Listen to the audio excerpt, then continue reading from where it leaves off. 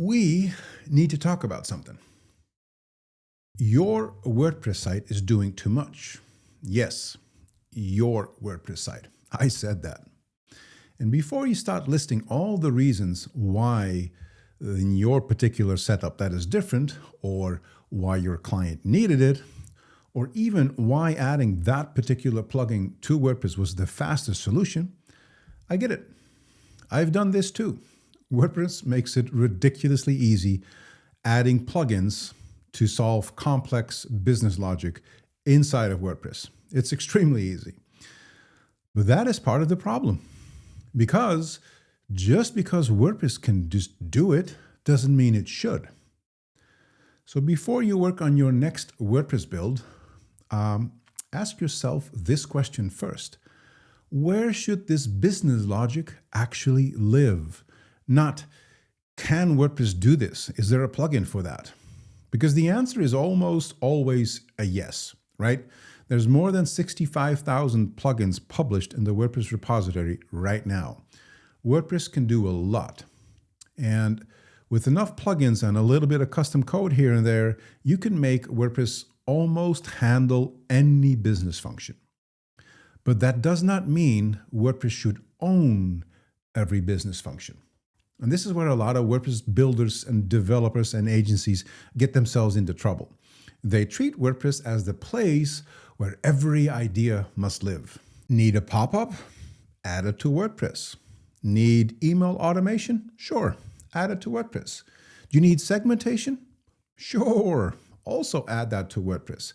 Need reporting? Of course, we're going to add it to WordPress. Need customer journeys? Hell yeah, let's add it to WordPress. You see where I'm going with this, right? Again, I understand it. It feels all very practical that you can do it, very logical, and you know exactly why you did it, because everything was already there. The WordPress site was there, the plugin was there. It's great. The site owner, they already log into WordPress. Makes a lot of sense that the data, it's already there. Everything combined in one. The shop was already there. It just makes a lot of sense. It is very logical to add the logic to WordPress. That is the move. But that is also the trap. And just because WordPress has the data, all of the data that you could possibly want inside, it does not mean that WordPress is the best place to operate the logic. And that's, for instance, why we built our WordPress activity log inside of Scanfully dashboard and not store what's actively being logged inside of WordPress, for instance. We could, but it doesn't make sense because there's a big difference between WordPress being the system where an event happens and WordPress being the system that should manage everything that follows from that event. So let's look at WooCommerce, for example. A WooCommerce order happens inside of WordPress. A customer creates an account in WordPress. A product gets added to a cart in WordPress. A subscription renews in WordPress. A form submission may happen also in WordPress. Those are events. Those are signals, and those are important. They're important pieces of business data. But what happens after that event happened may belong somewhere else. Well, I'll give you a hint. It probably does belong somewhere else. So let's use Omnisend as an example because it makes this very concrete. Omnisend, if you didn't know, it's an email and SMS marketing automation platform that integrates wonderfully with WooCommerce. It helps stores to send targeted campaigns. It helps recover abandoned carts. It helps you segment customers, and it boosts sales. WooCommerce is an e-commerce system. It knows what was bought, who bought it, when they bought it, what they abandoned, and how that customer interacts with the store. That is exactly the kind of data a marketing automation platform needs. But that does not mean WooCommerce should become the marketing automation platform. You see what I'm getting at? WooCommerce is the source of the commerce event. Omnisend should be the system that acts on that event. One system knows what happened, and the other system knows what to do next. And that is a much healthier way to think about architecture.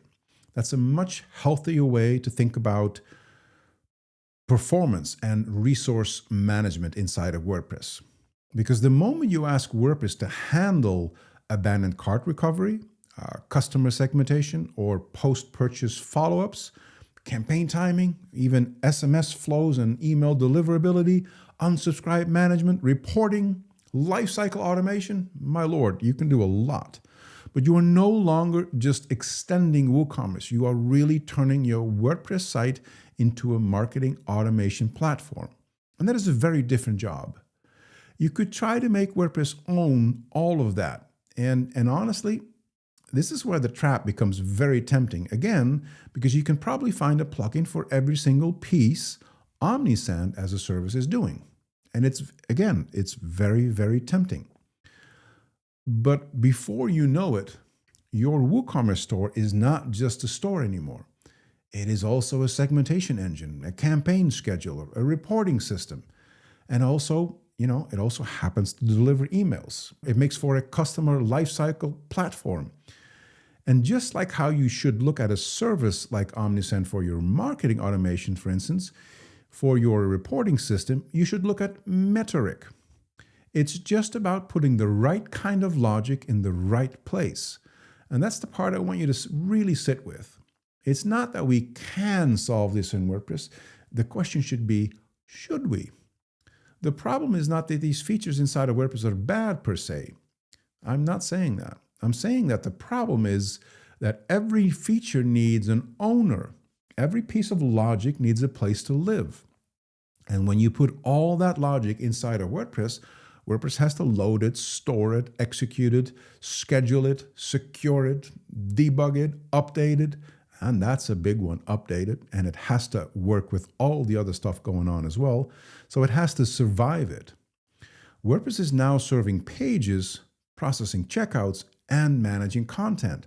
WordPress is now also then, if you add all this stuff to WordPress, carrying the operational weight of the business. And that's simply not the most performant way of running your WordPress, your WooCommerce installation. It's not. Not in the technical sense and not in the operational way. If you are recognizing this on your own sites and for your own clients, that's good. That's the point. It's important to realize that this is not some abstract architecture mistake that only happens on terrible projects. This happens on normal projects. This happens to very competent developers. It happens to very experienced site owners. But it happens because WordPress just gives you enough confidence and convenience to make those wrong decisions feel completely reasonable. So this is where I want you to slow down. Not your client, not the plugin developer, you. Because the moment you decide where the logic lives, you decide what the site has to carry from that point forward. And this is why the better question is not, can I do this in WordPress? The better question is, where is this logic easiest to operate, safest to maintain, and closest to the job it actually performs?